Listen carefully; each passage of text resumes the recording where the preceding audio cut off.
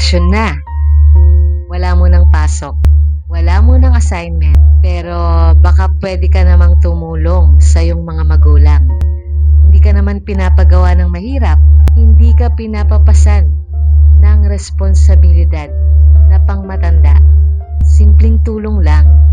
Ano ba yung mga pwede mong maitulong sa mga magulang mo ngayong bakasyon? Pwede kang magwalis ng bahay kahit hindi ka inuutusan. Pwede kang maghugas ng pinggan kahit pagod ka na sa kakalaro o sa kaka-cellphone. Pwede kang magbantay ng kapatid mo para kahit saglit man lang makapagpahinga ang mga magulang mo. Pwede kang magbawas ng cellphone time at magdagdag ng mga trabaho sa bahay. Hindi dahil obligasyon mo yon.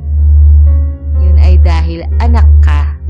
Kasi ang totoo niyan, habang bakasyon mo, trabaho pa rin ng trabaho ang mga magulang mo.